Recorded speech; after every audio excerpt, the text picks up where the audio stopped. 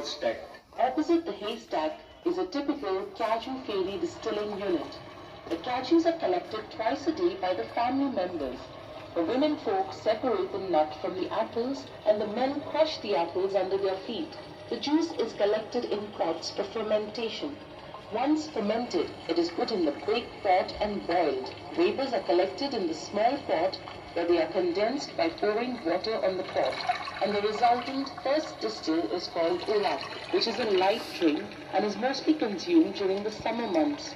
Urak mixed with more fermented juice is once again distilled, and the second distill is the cashew feni, quite a potent drink. The nuts were roasted and kernel was removed from them by cracking the nut open, as the lady in the green sari is doing. From the remaining nut shell, oil was extracted from and used to waterproof boats and also as a pesticide. Ahead is a